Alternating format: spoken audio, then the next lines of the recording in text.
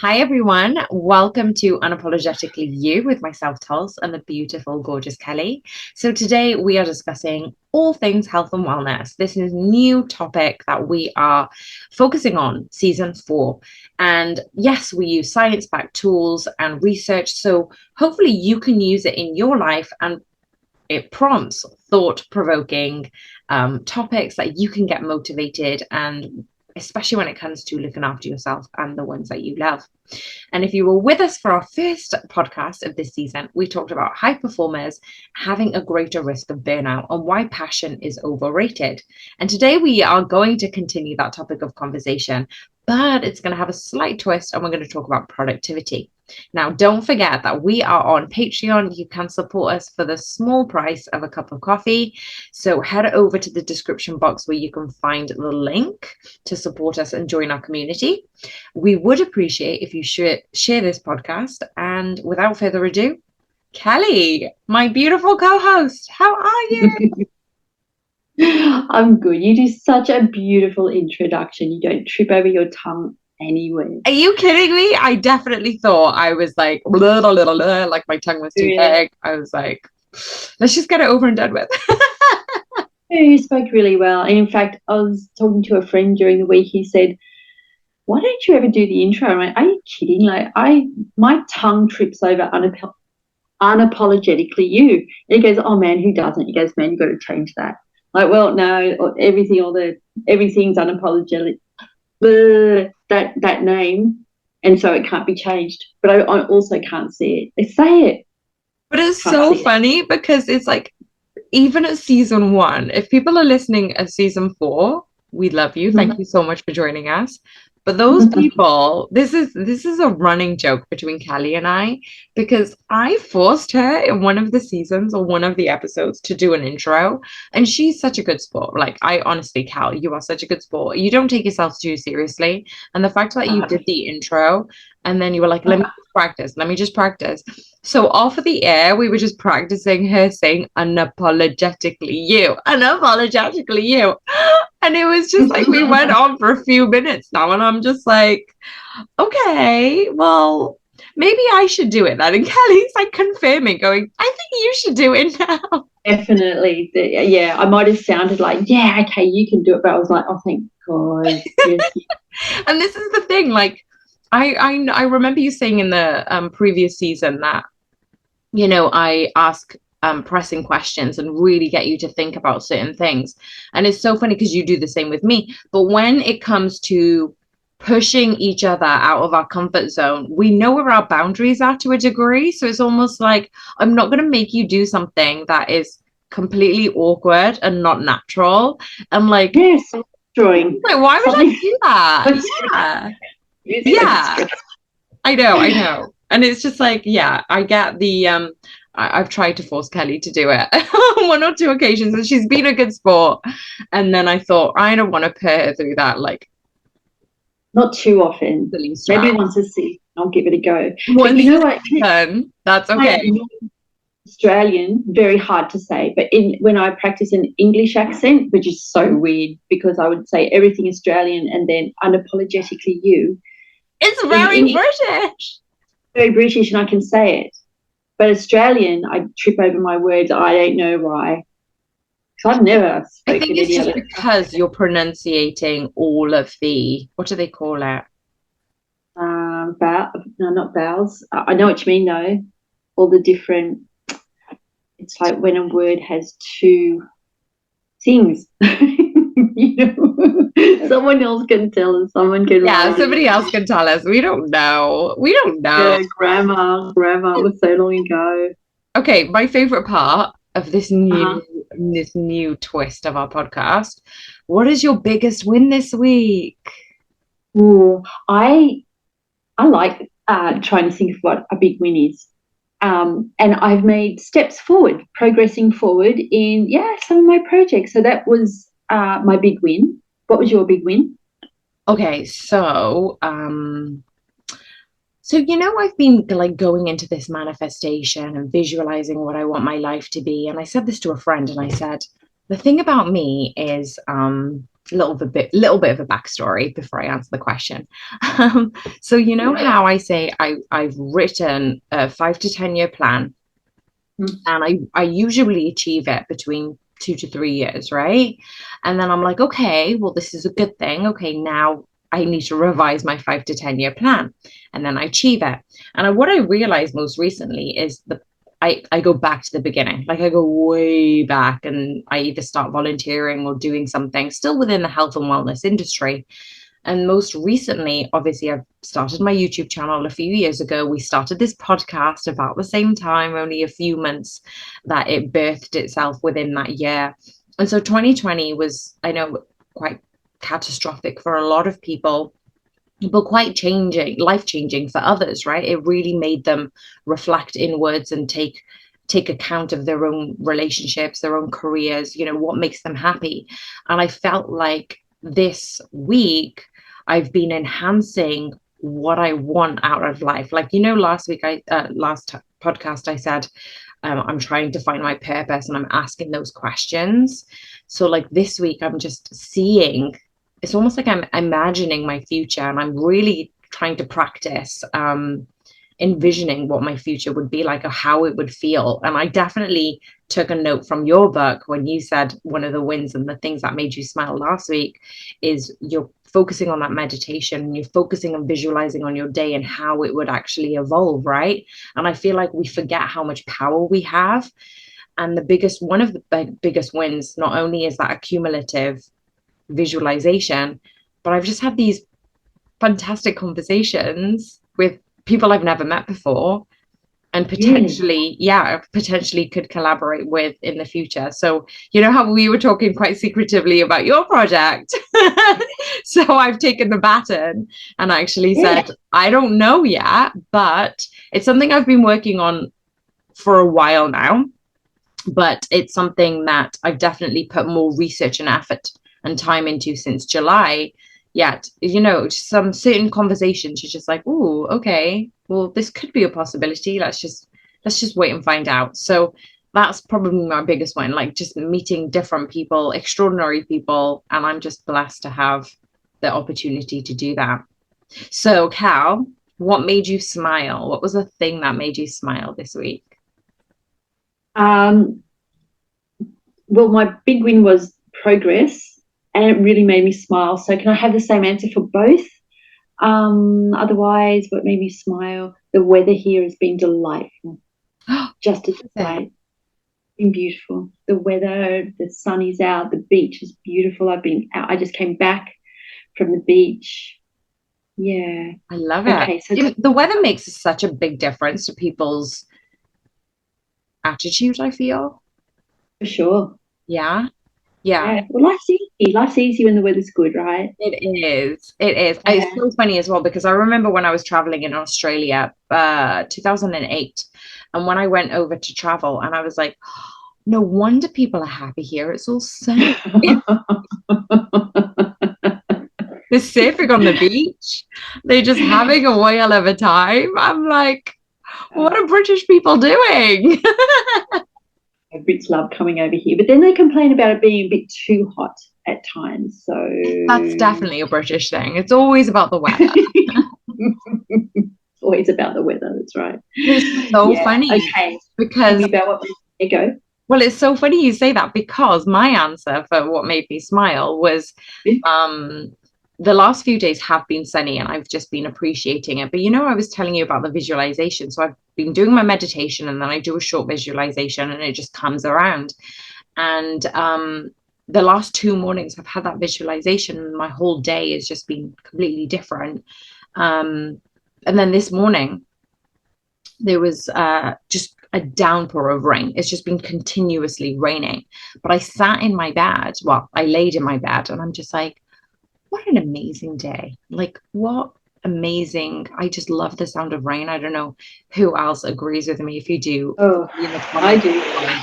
So you're in bed and you're just listening to the rain, and it's just this comfort thing, right? And I didn't used to, but I do like the autumn season, like the change in weather, the change in leaves. It's like looking at nature, just kind of letting go of the old, ready to usher in the new, right? And coming soon. So I feel like that's definitely something that made me smile and just appreciate that. Even though it's not sunny, I know the sun's out there, I know it's in the sky, and it's just glorious to see that we're being nourished with rain, right? Because we need rain. We need rain. So, Of course we do. yeah, Yeah.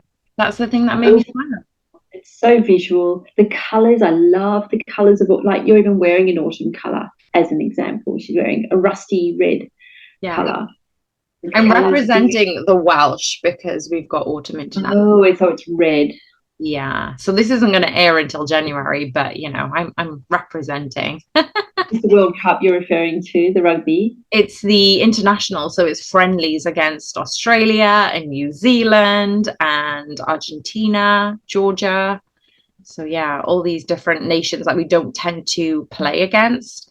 But the good What thing, do you mean, soccer or rugby or what? rugby, Rugby, rugby, yeah. yeah, Yeah. rugby union. So slightly different to what you Aussies. But it's all good fun. It's all good fun. So, Cal, first topic, mini topic. I wanted to kind of add this into the Q&As because this isn't the hot topic of the day, but I think that it meshes well into the hot topic of the day. I read an article, so it was on the Harvard Business Review. And guys, I sent this article to Kelly. So if you wanted to read it, I'm going to pop it in the description box below. But it basically says that stress and burnout aren't the same thing, and that stress does often lead to burnout. But the thing that can prevent us reaching burnout is having high emotional intelligence. And when I spoke to Kelly about it, I was like, I understand that they've done a study and I understand that they've had results from CMOs and CEOs and all of these things. And it does give us a few tips on how to manage burnout or avoid burnout. And I was just like, I completely disagree. I disagree with this article because for me personally, I didn't know one of my strengths was high emotional intelligence, but I had an inkling because of what people were saying to me or how I would respond to certain situations. And I'm just like, well, I'm sorry, but I feel like I'm full of compassion and empathy. And I definitely see things from other people's point of view. But if anything, that has enhanced my stress or burnout because I feel like as women, we normally try and see the bigger picture. So that's why we need more information. So sometimes when we speak, I was speaking to my brother when we were away, give me more information. I need more information and I'm feeling this way. And yes, it's enhanced my communication with him, but I'm just like, I get what your brain is trying to do or box. But for me, I just need a little bit more information, even if it feels like you're speaking too much or like it's unnecessary and you're trying to streamline. I was like, well, wait a second. We practice mindfulness. We have a diary, a journal of gratitude. We have emotional intelligence because we're sympathetic, we're empathetic, and we have all of these things. And this is why I disagree with this article because I was like, well, wait a second. I've been on the precipice of burnout. I wouldn't class it as that, but again, I think that burnout is a what did I say at the beginning of the call? Was it like a hype term? Oh, sorry. What was that? It was like a hype term. It was like it's almost like Oh a yes, like a cliche. Like yeah, everyone's saying it. yeah. Everyone's saying it. It's almost like it's the in thing Oh, way term. Yeah. to write about. So I don't know. What do you think, Cal? What do you think about the article? Hey, Viet, when Tuls sent me the article, I tried to open it, but I've already read my 2 free articles from Harvard Business Review this month. I couldn't access it. So Tuls read it to me. Do I agree with it? There were parts of it that I sort of went beyond what they were saying, read between the lines, what they were saying, whatever you want to describe it. So Tuls said, stress leads to burnout. And so stress, what is it? Stress leads to burnout, they said. So then my mind went to, so stress is a symptom of burnout. Mm. You don't have to be stressed to get burnout. Is that what it says? let me just check it a second because it's Yeah, I think I'm let making me just through read all it of out. It says, while we know stress often leads to burnout, it's possible to handle the onslaught of long hours, high pressure, and work crisis in a way that safeguards you from emotional exhaustion, cynicism, and a lack of confidence in one's abilities that characterizes burnout.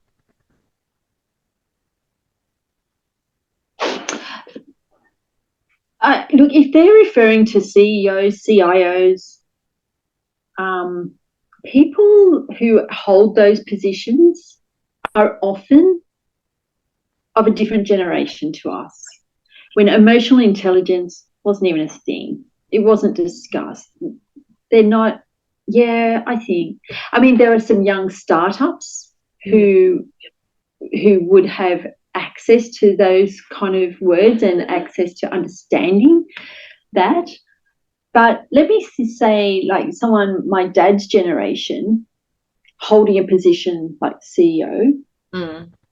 he would not have heard that or had the time or inclination to learn about that. So Yeah. if he had no access to it, didn't understand it, didn't want to know about it, but in some way it was absorbed into him, or someone sat him down, or he had to do something and learnt about it, then having a little bit of access to emotional intelligence and empathy for others would would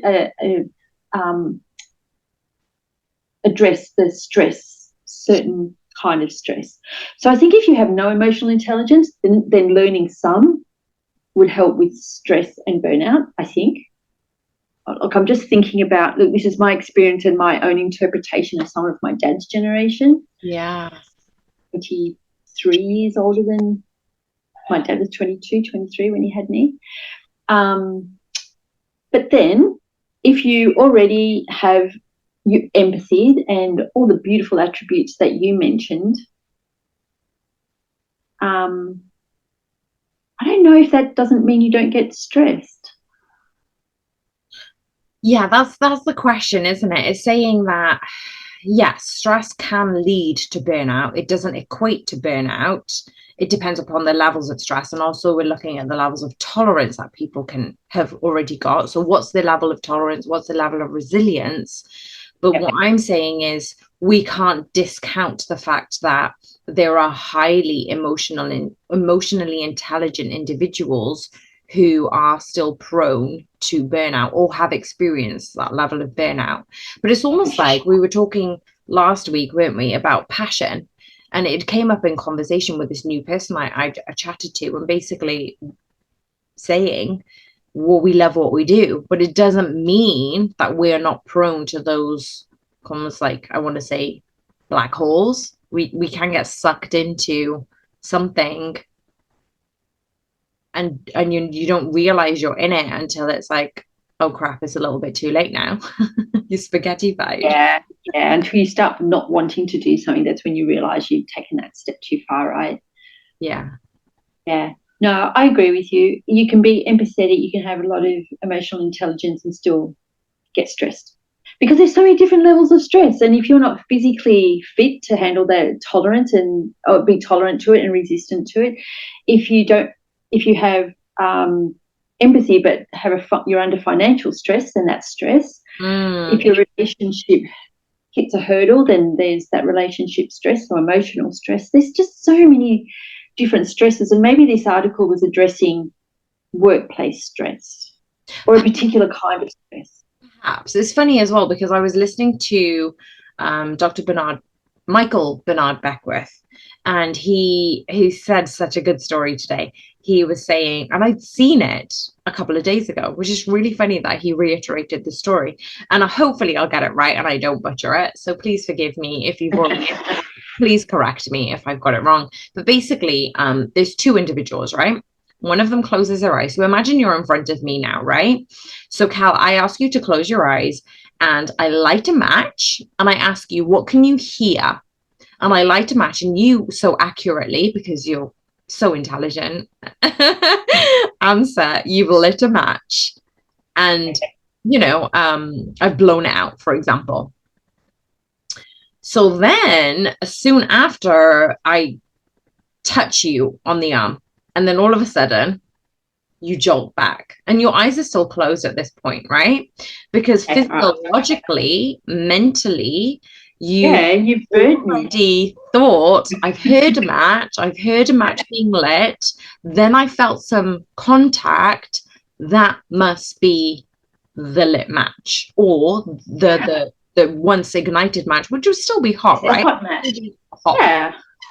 However, so basically the whole conversation was you in yourself have the idea from your experiences that this is detrimental to yourself. This is like a body response that you have to then go into fight, flight, or freeze, whatever it is. Already you've had that physiological response of going, oh, what have you done? Like, I'm going to get burnt or I'm going to get hurt, right? But if you then open your eyes and I did this test in front of you, you wouldn't have thought anything, right? Because you could see tangibly this is reality. But in your own head, while your eyes are closed, you thought of the worst case scenario. Like instinctively, it's come so quickly because I haven't given you time to think.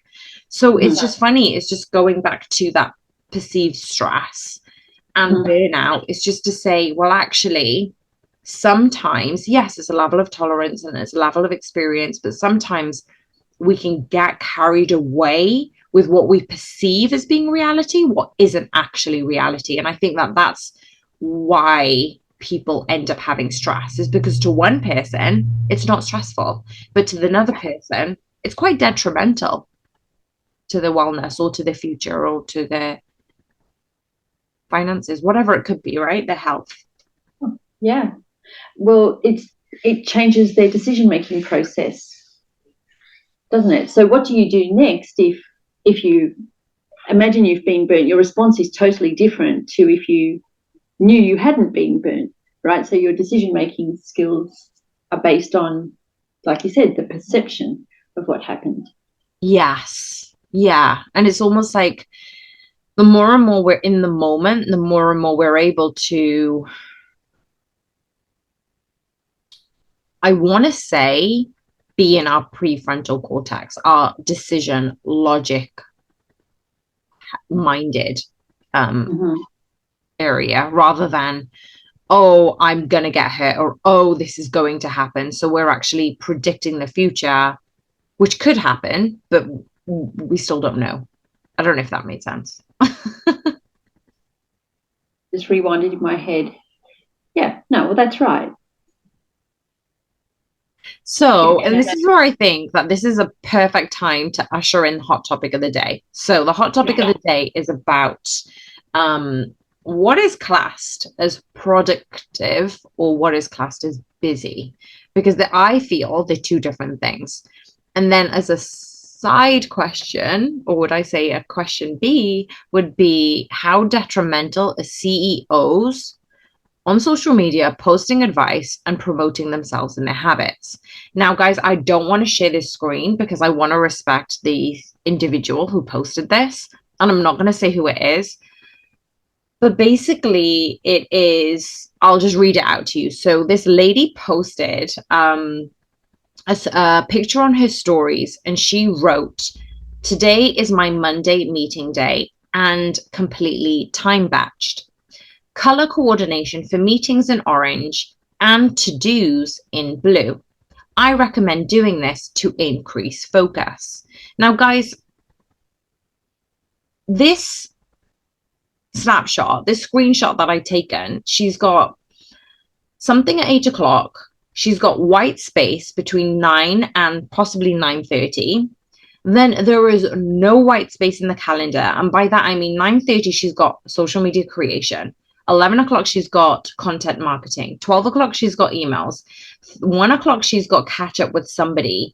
1:30, she's got another catch up with somebody else. 2 o'clock, she's got a product and exec check in. And then 3 o'clock up until 6 p.m., she's got work on one of the projects. Now, for me, I look at that diary, and the only warning sign for me is it's a red flag for me because there is no space in that. And I used to do that, right? How much more time can I fill in? What can I do to fill in this, right? You try to be as busy as possible, and what you class as productive. But what I noticed, Cal, about this one is, okay, she's got her to-dos, but she's got no space for snacks to lunch. What about a pee break? It's just like, don't get me wrong, right? I'm the one who was like, okay, I need to fill in my diary and I need to have all of this. But I feel that having that compact diary was one of the direct influences of me burning out in something that I love to do. So it's like, why are we seeing that CEOs are advocating this hustle culture? I did look at it. I can't open it now for whatever reason, but I did look at it before, and I could really work well with that. I don't need to schedule breaks for a snack. If in amongst there I need a break, I'll just take it. I'm not that rigid with it, but if this CEO was so rigid with it that did not, couldn't take a snack break or a toilet break in between there, then Okay, yeah. so what if you've got meeting after meeting after meeting, and then all of a sudden you're like, oh, let me just run to do this? Because if you're running to go pee quickly, which is obviously it's biological, you need to do that, right? You can't just not pee all day, or you're not drinking enough. Yeah. So for Yeah. me, I'm just like, well, wait a second. As coaches, we're advocating, like I'm coaching leaders in exact positions all over the world, but we're telling them to breathe. We're telling them to put alarms on to breathe, let alone give them reminders to drink water, throughout the day. Give them reminders to get up and move, because that's important too. So I'm thinking to myself, which is why this alerted me to the conversation, because I was like, wait a second, if I'm advocating based on biometrics what the CEO is going through, what this executive is going through, and we're advocating these healthy habits, for some people it could be natural. For you, it could be natural. But even for me as a coach, I don't remind myself to drink water, but I do make sure I have a 1 liter bottle and it's filled up. So I'm constantly looking at that as measurement. So it's by my side. So I know to have a drink rather than go for a snack where I don't need. But what I have done, and yes, I'll talk about issues with food and things like that. For people who know me, they know my story. For people who don't, there is a book coming out to reveal all my deep dark secrets. However, what I feel is I can easily go without food. I can easily forget, and this is where it mishmashes into the last podcast conversation, because I can get so caught up in doing something, I can get so caught up in doing that I can possibly whip out for a snack, or I can just be like, oh, don't worry about it. Oh, don't worry about it. And then I haven't eaten all morning, or even till the beginning of the afternoon. So I don't know. This is why I wanted to bring up the conversation. It's just like I can then be all consumed in what I'm doing. And which is why I then schedule, right, I need to do yoga at this time, or I need to have a mini, it's almost like I want to call it an exercise snack in the day. Yeah. Go for a walk, Yeah. like scheduling a walk so no meetings are put in at that time, and I'm taking away from the screen, right? I'm taking myself away from the light of the screen. Yeah, my husband does that. He blocks out hours for no particular reason. Today he went paddling. I try not to, or I make sure that I don't schedule more than 4 face-to-face meetings in a row. I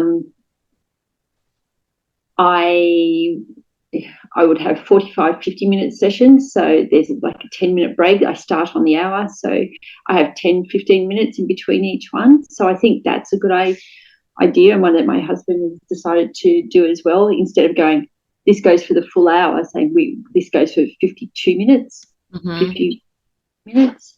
So yeah, you're getting 15 minutes out of every hour then. Yeah. But I don't schedule a snack. If I have that 15 minutes, I'll just give my eyes a rest. I will definitely have a drink. I will study up on what I'm going to speak about next. or who I'm speaking to Yeah, next. but what I'm saying is you'll have white space in that calendar then, won't you? You'll have white space between the one session that you've just finished and the next session that will start. And I remember as a coach, I used to love that. And I only just got reminded of it because I'm not that packed this moment. And whenever I do schedule, I like the 45 minutes or the 50 minutes because you've got time to reflect on what has just happened, make any notes from the clients that you need to make.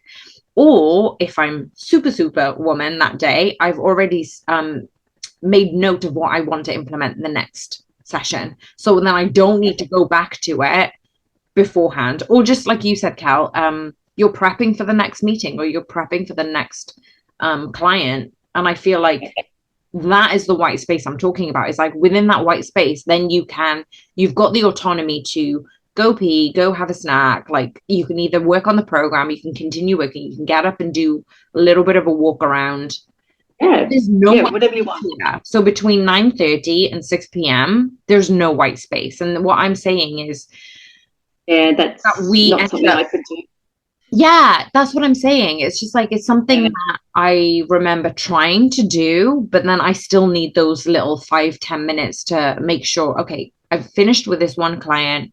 I'm now putting my focus and attention on this other. And imagine if somebody now comes in, like yesterday, I had such a disturbance in my day. It was a good disturbance, but I had so many phone calls that weren't arranged on my calendar. Now, if I didn't have white space, I wouldn't have been able to fit them in. And because I do work for myself, I feel like I did make allowances, but then there were certain periods where I was like, all right, let me just go to my to-do list. Because before it was sporadically based. And I was like, okay, well, I can make do and shift things around. Whereas if I didn't have the white space, where would I shift to? If somebody turned up 5 minutes late for their meeting, what would happen to the next meeting? Yeah, no idea. Exactly. It would just be, you'd be shifting it back. You'd be running late, like a doctor is perpetually running late. That must be stressful. It's stressful on the clients, their patients. By the time they get in there, they're a bit stressed as well.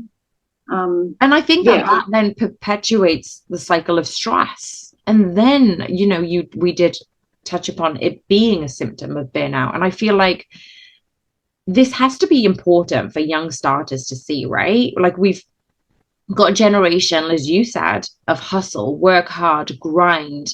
And now we're just like, well, wait a second. How can we be more productive with our time rather than seeming like we're busy all the time? Like I'm so busy, I'm doing this and I'm doing that. And it's just like, okay, well, how much of that is productive and how much is that is good for you? Or are you just trying to show off because you're so busy? Yeah, look, a bit of all of that. But I think people who are busy, or have had roles before where they have to show that they're busy all of the time, you're not going to change their minds until they hit burnout. And then they'll come back to you and say, hey, 4 years ago. In fact, keep that screenshot and let's get hold of this CEO in 4 years and go, how's it working for you? Oh, that'll be interesting. I don't mean to be nasty, but it would be just nice to see. That would be interesting. Is it just us who can't work that hard or don't want to work that hard? Or is it, I think it also depends upon what age we are. Like, when I was saying to you how I had a couple of jobs and then I was doing my master's and then I was doing, how did I even reflect? I was like, how did I even do that back then? And I remember taking naps. Naps in between jobs. And I'm just like, what was I? But I think that our tolerance, it's like when we coach kids, right? We know that their recovery is important, but they don't need to have as long a recovery as adults would. Like we don't need to periodize a certain time period for them. They are just little go-getters, aren't they? They're like little. Oh, they just remodel as quickly as I know. Yeah, the jealousy aspect here we're actually displaying. Yeah. And maybe it is maybe it is that. It's just like if you're younger, if you're a little bit more, is it virile? Virile. Everything's more malleable. Their mindset is different. You didn't used to have hangovers. Didn't have to hangovers. Exactly. They go home, they don't have to cook their own dinner, do their own washing, make their own bed, think about anyone else in the whole world. it's all about them. So It's a yeah, good they've got good time of their life, really, isn't it? really good. Yeah, yeah. And then all the little the adulting things come on in, which are Yeah. stressful in of themselves, right? They've got to think about what happens tomorrow. You don't just wake up and everything's there for you, Unless you right? visualize it and it just happens anyway. Fingers Or you're just crossed. very prepped. I remember saying yesterday, because of obviously the disturbance in the day, which was fine, but it made me go, oh my goodness, thank goodness for the old me last week who prepped for the podcast, who did all of these little things. And it just made yesterday's life easier. And this is the thing, Yeah, it's just like when you're hired for a role, aren't you supposed to make your boss's life easier? So it's almost like if you're working for yourself, how can you make your life easier? What habits and time can you make in your diary? Having time to make your life that much more easier. And that's where I think I'm gonna like sneak this into that. How can we make time for health and wellness? So I remember listening to, I can't remember who it was, but this guy had posted his schedule and he said, the majority of my day is packed with meetings and calls. So, what I've intended for those days to be is, could I take this meeting outside? Could I walk and have this meeting on a phone call? Whenever that happens, I think he accumulated like 25,000 steps in a day. And this is a busy like business person. So I was just like, yeah, well, wait a second. Now we're looking at the polar opposite of, yeah, you can take, I love the term exercise snacks. I just love it. I just love it. I can't even remember where it originated from. It must be a new thing. But basically they say, so this is UBC, California. So this study, they'd said exercise snacks grew out of the concept of high intensity interval training and sprint training. So in which you exert yourself for a short period of time, rest for a short period of time, and then repeat. So these time efficient workouts are usually done in bouts of about 10 to 25 minutes. And then we've got the physiological benefits. So, for those of you who don't know, head over to my YouTube channel where you can get 10-minute to 20-minute workouts. The title is tulsi.coach, and that's exactly how you can find me. And the link is in the description box below. But basically, these exercise snacks. So, Dr. Stork had mentioned that sedentary behavior itself leads to chronic health risks, right? We all know that as coaches. And moving more throughout the day, it helps not only your body feel better, but it does improve concentration, it does improve productivity and creativity and focus. So it's almost like you can have all the will in the world to create a beautiful image of a schedule, but then on the flip side it's just like how much focus, energy, attention, and creativity are you going to have on social media creation at 9:30 in comparison to a work presentation at 5:30? I remember a senior coach tell me, if you coach somebody at 9 a.m. on Monday, is the same quality of coaching going to be that of when you coach them 6 p.m. on a Friday night? oh, I'm always apologizing for my late night people. Well, not even late night, but last people of the day. If I'm coaching, I go, you're not getting the best of me, and You I apologize. apologize for that? Yeah, yeah, I'm honest. But they always say, no, we're so happy. We love, we love it when you call the elbow the knee, and my anatomy goes out the window. But yeah, no, I agree with you. Your level of concentration, and you do tend to, because you've still got things to do at the end of the day, right? So if you have, like you say, you've got to make notes, and I've got to write reports for doctors and for government institutes for continued funding from some of my clients. So that's on your brain, right? That's on your mind. That's still got to be done while you're coaching someone else or talking to someone else about anything, about other projects. So yeah, your brain gets filled up with other stuff you've got to do still. Mhm. and what you're currently doing now, and they're not getting the best of you, and you're not giving your best either. So you're not presenting yourself the best way. I agree. Yeah, I couldn't do 6:30 a.m. till 6 p.m. is the last presentation on this CEO's thing. Just proves I could not do her job. And this is the thing, I'm not saying every day is going to be like that. As a person who is an entrepreneur, they probably have that degree of flexibility, because I know I do.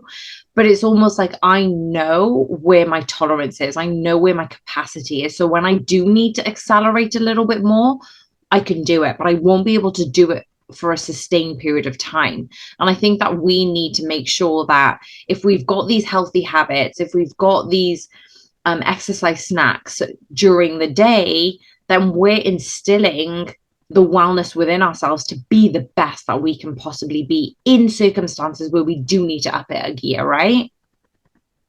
Yes, absolutely.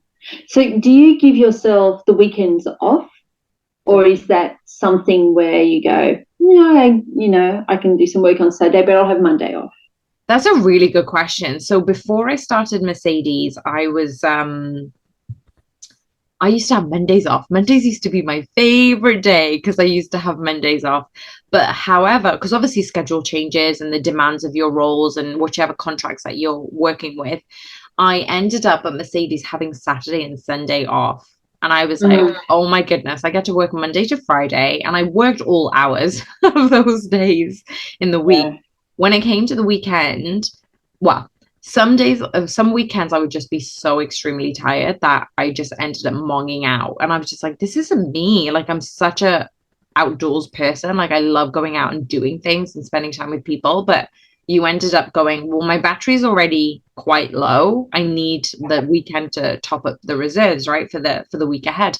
But then I realized since 2020, so doing my own thing on online and having this podcast, that I try to have at least one day off. And I was like, no, it really depends. One day, yeah, I thought one day is fine because obviously I'm working on my business and it's very new and I want to be committed to it. And I was just like, I don't need to push myself to the concrete floor. Like, if some days are going to be busy, great. And if others, I'm going to embrace the stillness. And that's what I pretty much did in 2022. Just embrace the peacefulness, the stillness, and taking purposeful action steps. So rather than going, oh, I need to do this and I need to be busy and I'm so busy and I don't have time for that, I prioritize relationships. I prioritized the few projects that I really wanted to focus on. So yeah, that was my business online, the online coaching with YouTube.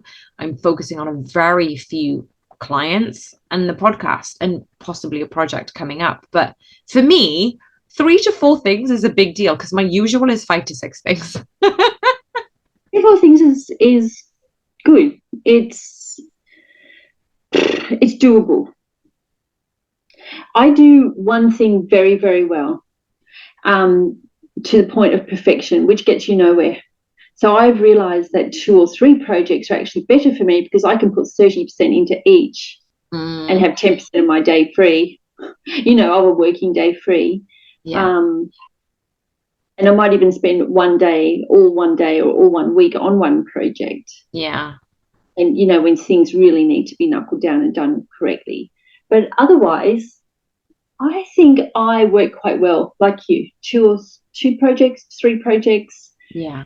Otherwise, I get too perfectionist about it, and nothing gets done. Like I said, Yeah. you just hit a brick wall. And this is the thing, like some people will say, I just want to focus on one thing, and then that one thing could expand quite quickly, right? So I'm very aware that we're quite similar in the sense that we've probably got 3 or 4 cars in front of us and we're kind of nudging them all along in equal measure. Some might be a little bit further than others, but we're nudging them along. Whereas if we just focused on that one car, we can just probably keep driving, right?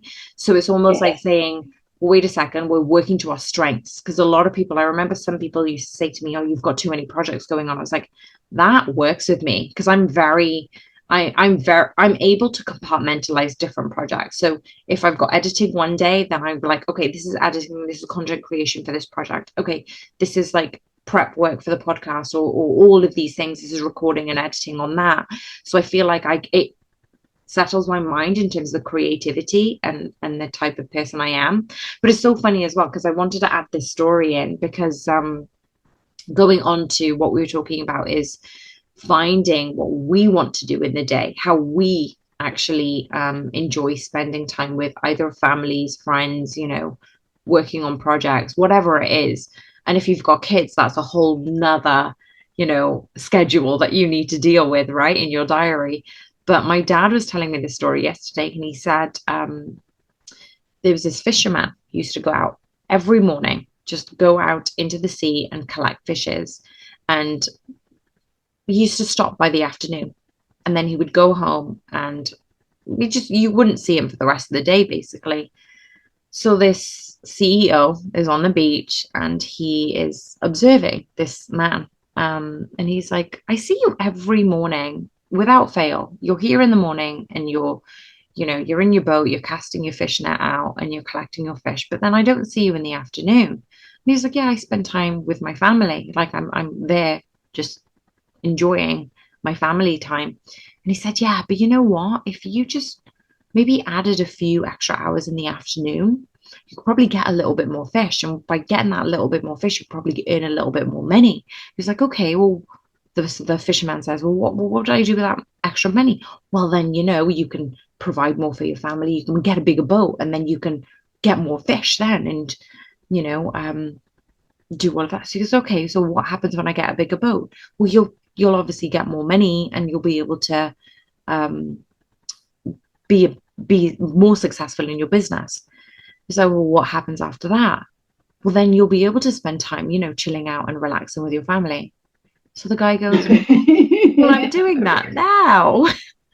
Yeah, it's a real eye opener, isn't it? Or a wake up call, Yeah. because absolutely you're working hard to have something you can have now.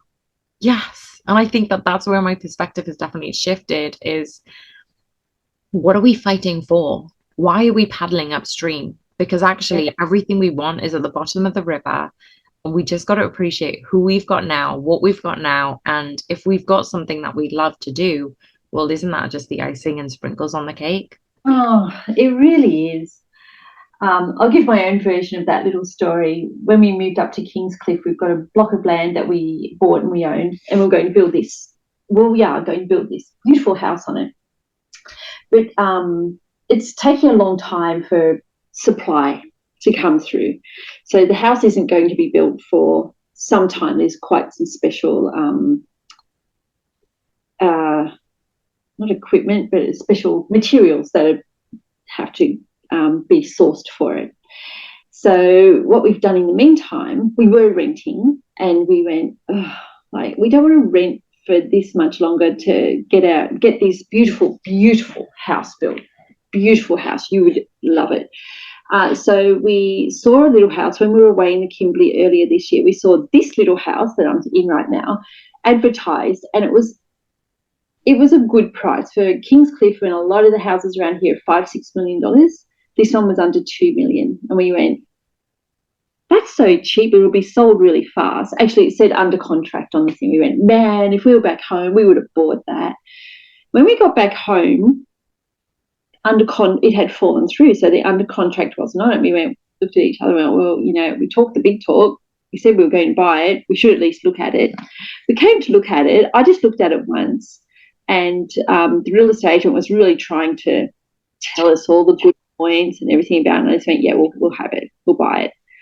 And so we did. We just bought it. But we bought it because of the bones, and we bought it and because the lady knew we wanted it as well, she added extra money, added an extra $60,000 onto it. And we're like, oh, anyway, we wanted it, we got it. So, but the idea was to build it into a bigger, it's a 3-bedroom, 1 living area.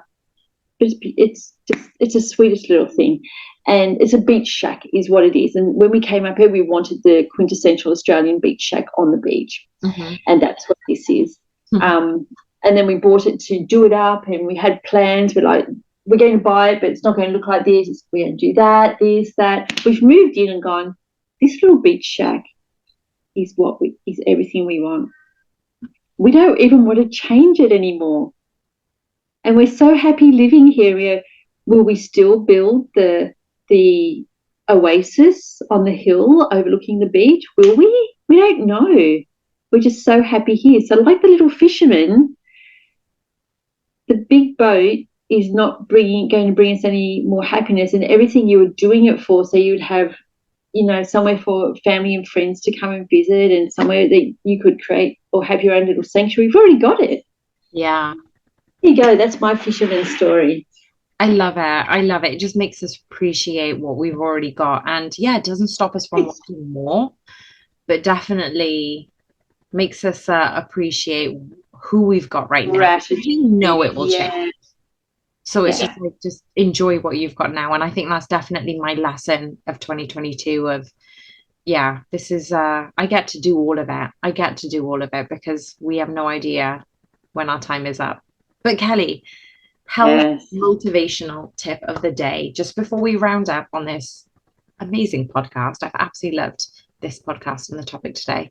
But my motivational tip of the day, Mm-hmm.